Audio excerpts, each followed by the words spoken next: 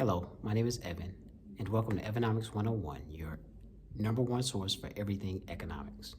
Today, I want to talk about the most current CPI report that just came in yesterday, and I want to make a video to kind of go over how that relates or how interest rates are related, and talk about exactly what that means for the future, our future economy, and where inflation will be going in 2025. So to get into the video, CPI was up. Headline inflation is 3.0, which was an increase from 2.9% the previous month. And for the last 4 months, headline inflation has been trending upwards. Same thing with core inflation. Core inflation is 3.3, an increase from 3.2% from the previous month.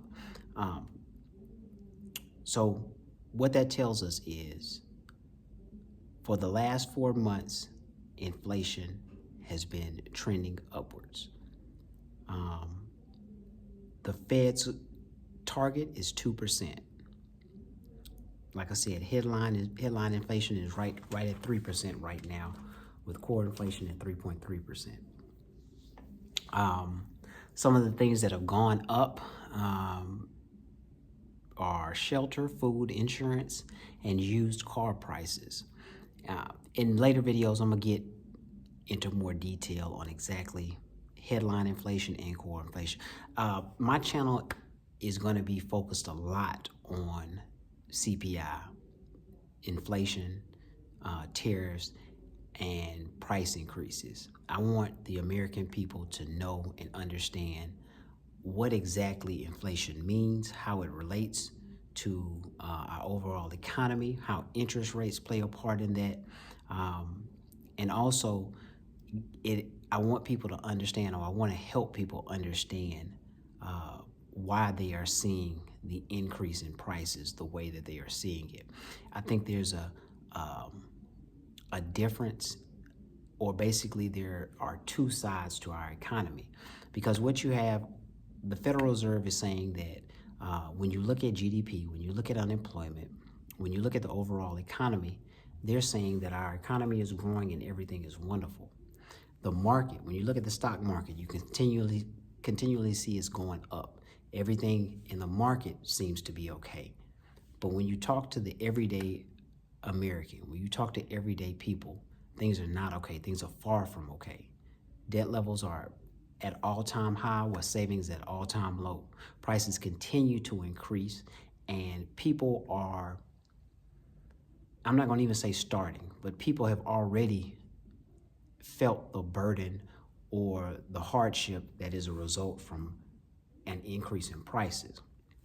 I want to be able to break down as best as I can to help you understand where that's coming from, and I also want to show you how you can prevent against it, or guard against it, or give you some ideas to help you be able to fight the price increases, because to be honest with you, it's going to be more coming. It's going to be price increases throughout 2025. Inflation will continue throughout 2025, but we got to understand the difference from inflation and prices going up due to something like tariffs. So a point that I want to continue to focus on and continue to make on my channel is inflation is an increase in the money supply, and as a result, prices go up. You increase your money supply, one of the best ways to think about it is when you print money. What we have to understand as people, as the American people, as average everyday people, the government is continuously printing money. One of the ways, or one reason that they're continuously printing money, is because of our budget deficit, our deficit spending. So we take a department, for example, a federal government department, Department of Education, Department of Homeland Security, whatever it may be, a federal government department that was created. That department does not bring in enough revenue. Okay, it doesn't bring in enough revenue to offset the expending. So it's operating at a deficit. In order to get us in line with that deficit, we got to either print it, or we got to borrow it from somewhere. So when you're printing your money, and what I think I'm going to do is I'm going to break down exactly how much we print on a monthly basis. Our federal government prints on a monthly basis, so you can see. I think people figured that our government stopped printing money during COVID. Like, we stopped after that big printing frenzy and printing all that money that we put into the system during COVID. I think the average everyday person thinks we just stopped printing money. Well, no, we continue to print money on a monthly basis. We don't print as much as we did then, but we're still printing. And what that is that's continuously adding into inflation. And also what we have to understand is the government has a good way of masking higher prices with inflation. We assume that when we see higher prices, that's inflation. That's not necessarily inflation. And I like to use the tariff argument or the tariff analogy so you can kind of see them side by side to kind of understand it a little bit better. Prices are going on. If I put a tariff on a country, on the imports coming in from that country, prices are probably going to go up. But that's not inflation. Inflation, again, is an increase in the money supply. And as a result of increase in the money supply, the prices go up. And the prices are going up, and you have to think about it as prices are going up because the value of when you increase the money supply, the value of your dollar is going away. Your purchasing power is decreasing. So the prices are going up, and your purchasing power is decreasing. So again, I'm going to be driving that point home a lot because I want people to really kind of understand these price increases that will be coming. Your prices will be increasing across the board in 2025. It's just a lot of things that will continue to go up. So let's relate it real quick to interest rates. As far as interest rates go, when we lower interest rates, that's inflationary. Lowering interest rates basically promotes spending and discourages savings. When interest rates go up, that increases saving. It lowers borrowing because the price of money, interest rate is just the price of money.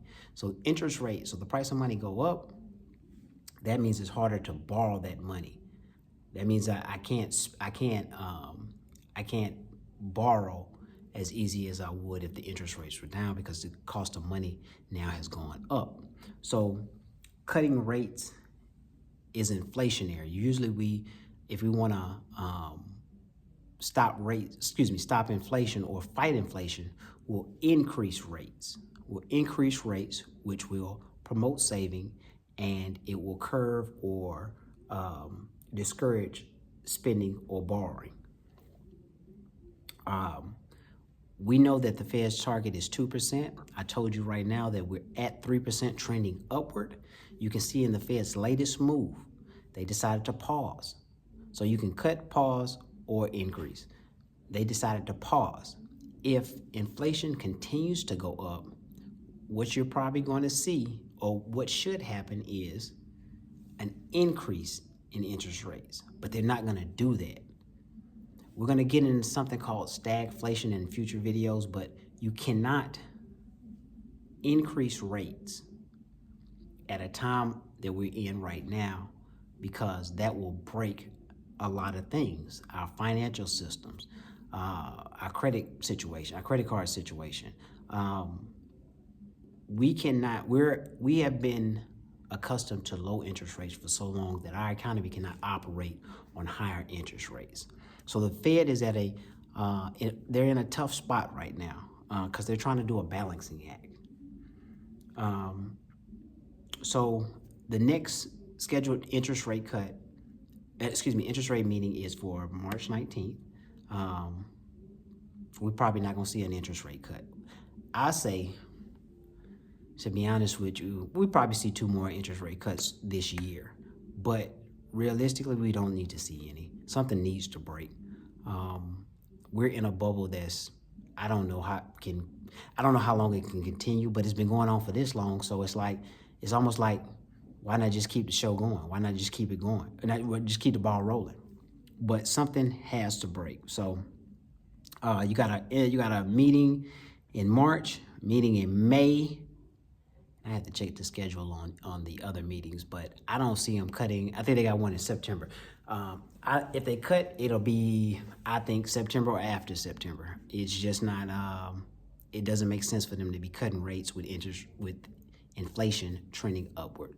So we'll see. We'll keep an eye on it. I'll keep you updated. And please like, share, and subscribe. And thank you for tuning in.